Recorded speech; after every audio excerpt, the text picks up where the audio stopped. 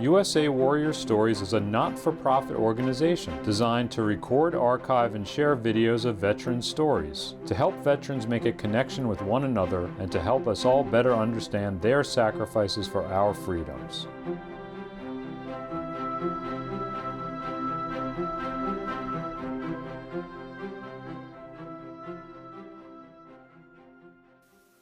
My name is Tyrell Samuel Wilson, Jr. I was born in Manhattan, in Sydenham Hospital, in 1923. My father's name was Tyrell Wilson. My mother's name was Iris Wilson. I went to public school PS 48. That's in South Bronx. I went to the annex of James Monroe High School. My friends were mainly Jewish. It was a Jewish neighborhood with a sprinkle of Irish and a sprinkle of Italian. Well, the house was built in 1939, and my parents moved out in 1941 in Long Island, in a place called Gordon Heights. So my brother and sister went to school out here. Well, I stayed in the city with my father, and we worked. I used to come out on weekends. And I was drafted from the Army in 1943.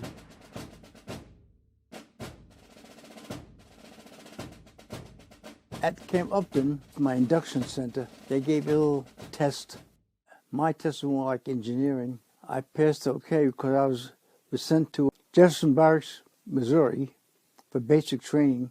And from Jefferson Barracks, Missouri, I went to Fort Belvoir, Virginia. That was for learning to operate a bulldozer and other heavy equipment. I had a choice after I graduated from there to go to either Florida, Utah, or South Carolina. And I was saying that I never heard anything about those states. I knew that they said Florida had a lot of mosquitoes and alligators. Utah was out in the desert. So the only thing left was South Carolina, Greenville. And I knew there was some prejudice down there, but still I chose Greenville anyway. We were stationed at Greenville Air Base. And then the time came to go overseas.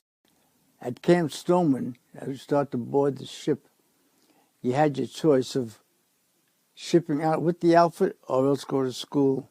So I chose to go to school. I went to Caterpillar Tractor Company in Peoria, Illinois. And after I completed that schooling, then I was shipped out overseas and we landed at New Caledonia, not in my outfit. I was placed in a different outfit. This outfit was overseas many, many months earlier than when I went over. So we went from there, on Guadalcanal, Georgia. They were fighting on Monday, Georgia. When I say they were fighting, that was the Marines. Biak, New Guinea. On Biak, New Guinea, we worked with the Seabees. Our main job was to build strips for the fighter planes to land, fighters and the bombers to land, and also build some roads.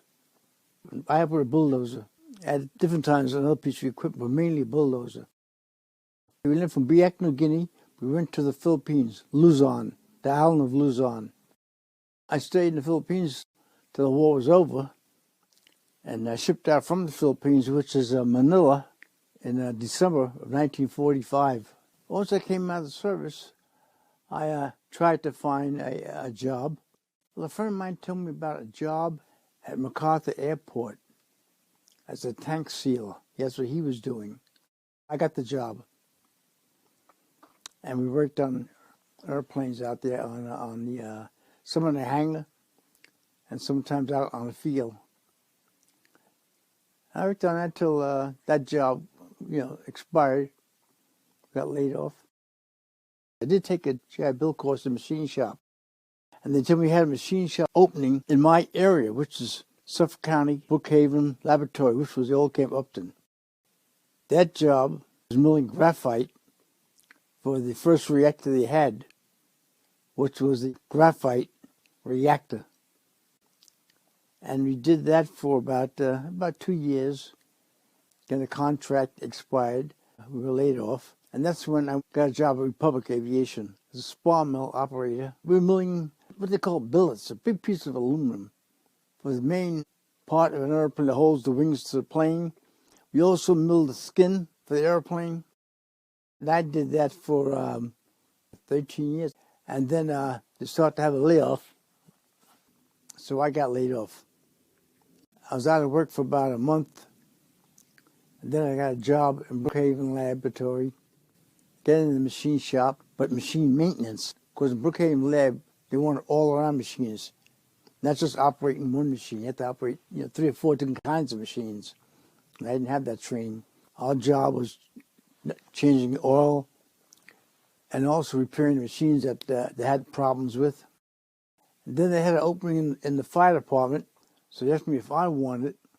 The hours were 1 day on and 2 days off. You'd sleep over. And the pay was a little more. So I transferred out of the machine shop.